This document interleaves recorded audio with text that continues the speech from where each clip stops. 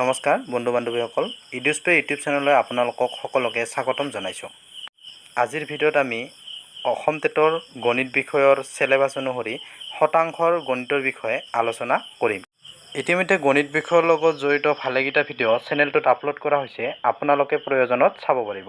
আৰু লগতে চেনেলটোলৈ যদি আপুনি নতুনকৈ আহিছে তেতিয়াহ'লে ছাবস্ক্ৰাইব কৰিবলৈ নাপাহৰিব। গতিকে পলম নকৰি আহক আমি ভিডিঅ'টো আৰম্ভ কৰোঁ।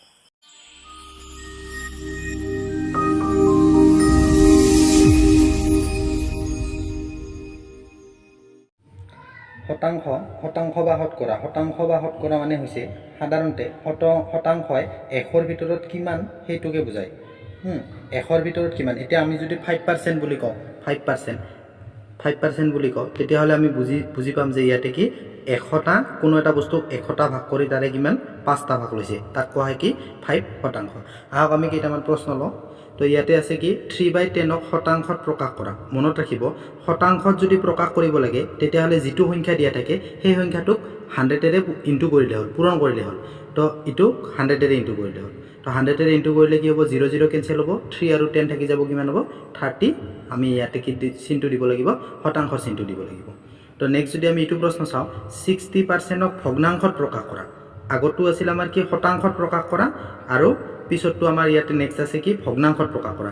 আৰু যদি ভগ্নাংশত প্ৰকাশ কৰিব লাগে তেতিয়াহ'লে আমি এই পাৰ্চেণ্টটো শতাংশটো অৰ্থাৎ 100ৰে আমি কি কৰিব লাগিব, ডিভাইড দিব লাগিব। অৰ্থাৎ ইয়াতে 60%ক ভগ্নাংশত প্ৰকাশ কৰিব দিছে, তাৰমানে কি 60ক আমি কিহেৰে ডিভাইড দিব লাগিব, 100ৰে ডিভাইড দিব লাগিব। তো 100ৰে ডিভাইড দিলে কি হ'ব, 0 0 কেনচেল হ'ব, ইয়াক যাব 2ৰে 3 বাৰ, ইয়াক যাব 2ৰে 5 বাৰ, অৰ্থাৎ 3/5 এইখিনি হ'ব কি 60%ক ভগ্নাংশত প্ৰকাশ কৰিলে। ঠিক আছে।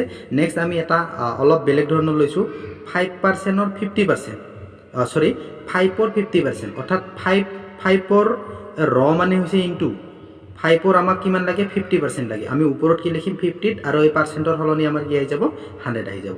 তো এইটো কৰিলে কি হ'ব, 0 0 কেনচেল, 5ৰে তোমাৰ 10ক যাব 2 বাৰ, 2ৰে তোমাৰ 5ক যাব 2.5 বা এইটো 2 সমস্ত 2 ভাগৰ 1 ইমান, অৰ্থাৎ 5ৰ 50% হৈছে কিমান, হাফ, 2 হাফ।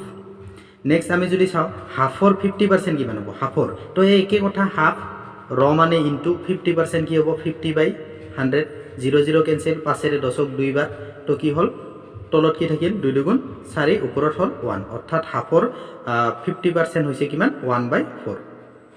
নেক্সট এতিয়া আকৌ বেলেগ প্ৰশ্ন লৈছোঁ, 1/2 শতাংশৰ মান কিমান, 1/2 শতাংশৰ মান কিমান, 1/2 শতাংশৰ মান। তো মই ক'লোঁ শতাংশ মানে ডিভাইড, তো অৰ্থাৎ আমাৰ কি হ'ব 1/2 ডিভাইড বাই কি হ'ব 100। তো কি হ'ব 2টো তলত নামি আহিব, তো 2 ইনটু কি হ'ব 100 হ'ব, ওপৰত হ'ব 1, অৰ্থাৎ ইয়াৰ এনচাৰটো হ'ব 1/200।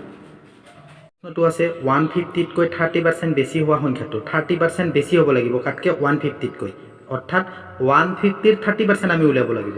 তো 150ৰ 30% কি হ'ব, আমি যদি মুখতে উলিয়াওঁ তো ইয়াতে 100ৰ তাৰ মানে কি আছে 30, 100ত কিমান আছে 30, প্লাছ কি আছে আকৌ 50 আছে। তো 50ৰ কিমান হ'ব 15 হ'ব, 100ত যদি 30 হয় 50ৰ হ'ব 15।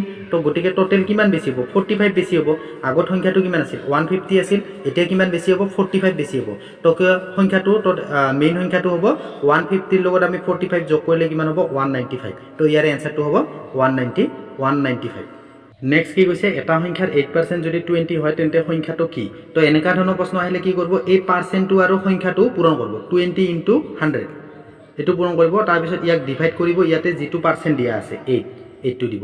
তো এইটো কাটাকাটি কৰিলে কি হ'ব, ডাইৰেক্ট কাটি দিছোঁ, 4ৰে যাব ইয়াক 2 বাৰ, 4ৰে 1 যাব 5 বাৰ, 2ৰে ইয়াক যাব 1ক যাব 50 বাৰ। তো গতিকে কিমান হ'ব 5 5 গুণ 25 লগত এটা শূন্য, অৰ্থাৎ সংখ্যাটো কি হ'ব 250।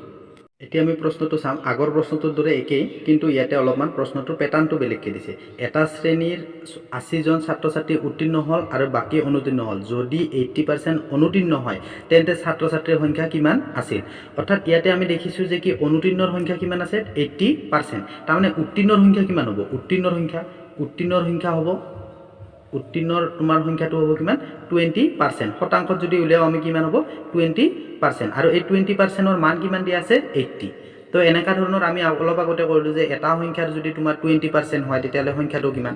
অৰ্থাৎ আমি ইয়াতে ভাবিব পাৰোঁ যে এটা সংখ্যাৰ 20% যদি 80 80 হয় তেতিয়াহ'লে সংখ্যাটো কিমান অৰ্থাৎ ছাত্ৰ ছাত্ৰীৰ সংখ্যা কিমান সেইটো যদি আমি উলিয়াব লাগে তেতিয়া কি কৰিছিলোঁ আমি এই 80 আৰু পাৰ্চেণ্টটো পূৰণ কৰিছিলোঁ অৰ্থাৎ 80 × 100 আৰু ডিভাইড কৰিছিলোঁ আমাক কিমান শতাংশ দিয়া আছে 20 ৰে ডিভাইড কৰিছিলোঁ তো কি হ'ব 0 0 কেনসেল হ'ল 2 ৰে 8ক যাব কিমান 4 বাৰ 4 × 100 4 × 100 ইকুৱেল টু কি হ'ব 400 অৰ্থাৎ ছাত্ৰ ছাত্ৰীৰ সংখ্যা হ'ল কিমান 400 নেক্সট এতে বেলেগ প্ৰশ্ন লৈছোঁ 2009 চনত এখন স্কুলত ছাত্ৰ আছিল 200 জন আৰু 2011 চনত বৃদ্ধি হৈ 250 জন হ'ল ছাত্ৰৰ বৃদ্ধিৰ হাৰ কিমান অৰ্থাৎ ইয়াতে কিমান আছিল 200 আছিল আৰু 2 বছৰ পিছত কিমান হ'ল 250 অৰ্থাৎ কিমান জন বৃদ্ধি হৈছে 50 জন বৃদ্ধি হৈছে 50 জন বৃদ্ধি হৈছে কিমান জনত 50 জন বৃদ্ধি হৈছে 200 জনত আমাৰ হাৰ উলিয়াব দিছে হাৰ মানে কিমান 100 জনত কিমান বৃদ্ধি হ'ব 200 জনত যদি 50 জন বৃদ্ধি হয় 100 জনত কিমান জন হৈছে 25 জন অৰ্থাৎ 25% তাৰ মানে কি